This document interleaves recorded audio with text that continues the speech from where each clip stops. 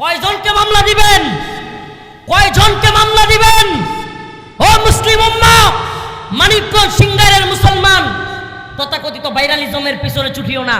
রফিকুল ইসলাম মাদানিকে দেখতে আসলে 2 টাকার লাভ হবে না যদি আল্লাহর জন্য না এসে থাকো, যদি দ্বীনের জন্য না এসে থাকো।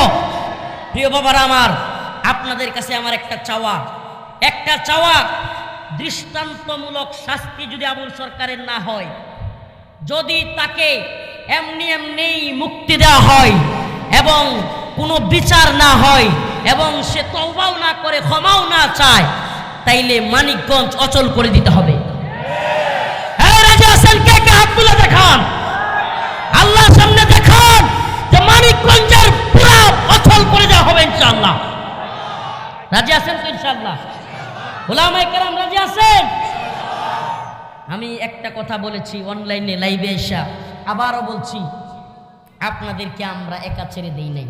আমাদের আল্লাহ মাফ করুক তথাকথিত গণতান্ত্রিক রাজনৈতিক দল আর নেতারা, অমুক তমুক শায়েকেরা যদিও এই এমপি হওয়া কিংবা রাজনৈতিক লালসায়, রাজনৈতিক চিন্তায় আপনাদেরকে মনে রাখার মতো সময় নাও থাকে, কথা দিচ্ছি ইনশাআল্লাহ মানিকগঞ্জে যদি একটা তাওহীদবাদী জনতাকে, একজন আলেমকে এই সমস্ত দান্দাবাজি বাটপারি মামলা দিয়ে গ্রেফতার করা হয়, ইনশাআল্লাহ আমরাও মানিকগঞ্জে আসবো, দেখবো কত হাজার মানিকগঞ্জে যারা কারাগারে নিতে পারে।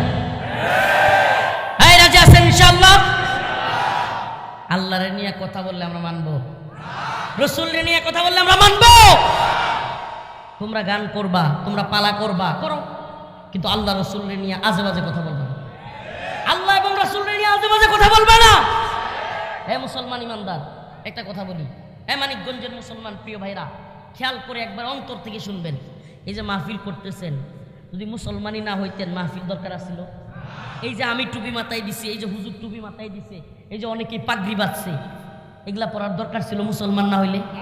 যে আল্লাহ যদি নাই তাইলে এগুলো কিছুর দরকার আছে? এই কোরআনের কোনো, নাউজুবিল্লাহ, আল্লাহ যদি না থাকে কোরআনের কোনো মূল্য আছে? বলেন এই মসজিদ, কোনো মসজিদের দরকার আছে? আমার আল্লাহরে নিয়ে এরকম কটূক্তি করবে, তাহলে আমি কেমন মুসলমান?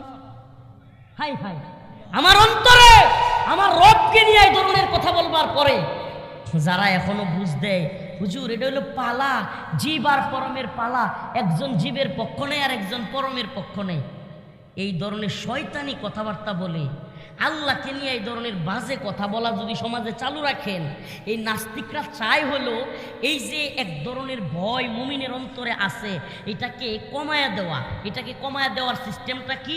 সমাজের মধ্যে ইচ্ছা মতো বলতে থাকা, এই মাইক কই থেকে আইছে, এটা থেকে, ওইটা থেকে, এটাতে কিভাবে আইছে, ওইটা থেকে, মানুষ কেমনে আইছে, অমুক থেকে, আদম থেকে, আদম রে কে বানাইছে? আল্লাহ, আল্লাহ রে কে বানাইছে? নাউজুবিল্লাহ।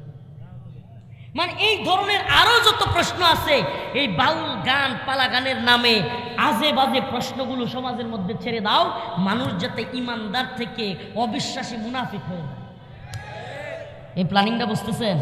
পশ্চিমার একটা প্ল্যানিং, একটা এজেন্ডা বর্তমান এই সরকারের মাধ্যমে চালু করার চেষ্টা করতেছে। সেটা হলো অবাধ স্বাধীনতা, বাক স্বাধীনতার নামে অবাধ স্বাধীনতা, আল্লাহরে নিয়া, রাসূলরে নিয়া, কোরআন নিয়া, নাউজুবিল্লাহ, যা মন চায় তা বলা। আমার প্রশ্ন, আল্লাহ এবং তার রাসূলরে নিয়া যা বলতে পারা, এটা কি স্বাধীনতা? বলেন, এটা স্বাধীনতা? আচ্ছা, আমার মা, আমার বাবা, কিংবা আপনার মা, আপনার বাবা কোন কাজ করবার কারণে আমরা এই দুনিয়ায় আসছি, এটা সবাই জানে না?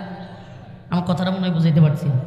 আমার বাবা, আমার মা কি করার কারণে আমি দুনিয়াতে আসছি, আপনার বাবা, আপনার মা কোন কাজ করবার কারণে আমরা এই দুনিয়াতে আসছি, সবাই জানে না? আচ্ছা, এখন কি এই কথা সমাজের সবার সামনে, মসজিদে কিংবা বিভিন্ন এই মঞ্চে বলা যাবে যে আমার বাপ মা ওইটা করছে? বলেন।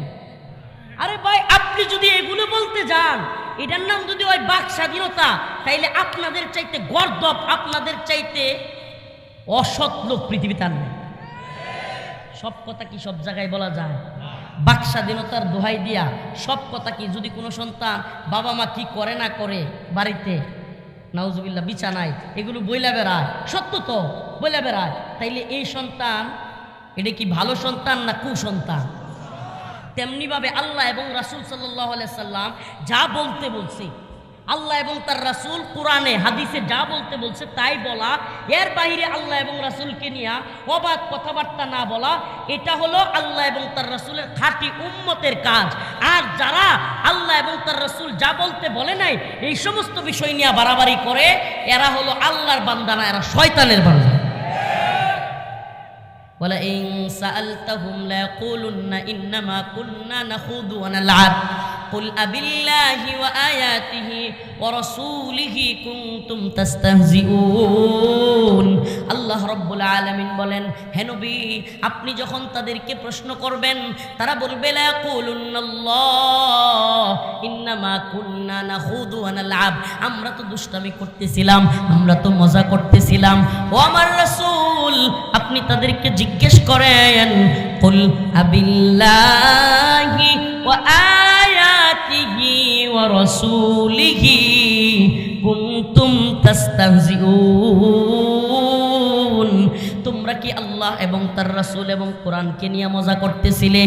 লা তা'তাদিরু ক্বাদ কাফারতুম বাদা ঈমানিকুম, তাহলে জেনে রাখো যারা আল্লাহ এবং তার রাসূলকে নিয়ে মজা করে, কোরআন নিয়ে ফাইজলামি করে, লা তা'তাদিরু, তাদের কোনো উযর, তাদের কোনো কথা, তাদের কোনো আপত্তি এগুলো আর কোনো গ্রহণ করা হবে না। ক্বাদ কাফারতুম বাদা ঈমানিকুম, তারা ঈমান আনার পর আবার কুফরি করে ফেলছে। কি করছে? তাদের কোনো উযর আর গ্রহণ করা হবে না। লা তা'তাদিরু ক্বাদ কাফারতুম বাদা ঈমানিকুম, তাদের কোনো উযর আপত্তি কোনো কিছু শোনা হবে না। আল্লাহ এবং তার রাসূলকে নিয়ে কটূক্তি করার মাধ্যমে তারা ঈমান আনছিল ঠিক, আবার কুফরি করছে, কাফের হয়ে গেছে। আল্লাহ তাআলা আবারও এদেরকে তওবা করে কালেমা পড়ে মুসলমান হওয়ার তৌফিক দেখ, হেদায়েত না থাকলে ধ্বংস করে দিক। সকলে বলেন আমিন।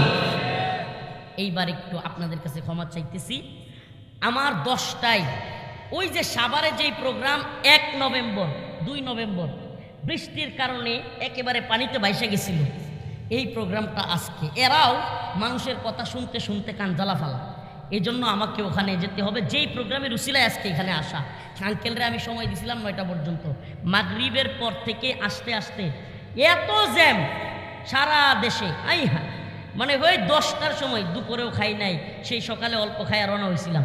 তো এই জন্য আপনাদের কাছে দোয়া চেয়ে বিদায় নিলাম। একটা দাওয়াত দিয়ে যায়, আগামী 6 ডিসেম্বর বিজয় মেলার মাঠ মানিকগঞ্জ, কোথায়? ইনশাআল্লাহ হেফাজত ইসলামের উদ্যোগে, মানিকগঞ্জ জেলা হেফাজতের উদ্যোগে সারা দেশের ময় মুরব্বী উলামায়ে কেরাম, শাইখুল হাদিস ইবনে শাইখুল হাদিস আল্লামা মামুনুল হক দামাত বারকাতুহুম সহ উলামায়ে কেরাম উপস্থিত থাকবে ইনশাআল্লাহ। আপনারা সকলেই আমন্ত্রিত, যাবেন তো ইনশাআল্লাহ মানিকগঞ্জে। সেখান থেকে পরবর্তী কর্মসূচি আসবে, উলামায়ে কেরাম যে কর্মসূচি দিবে আমরা সেই কর্মসূচির সাথে একমত।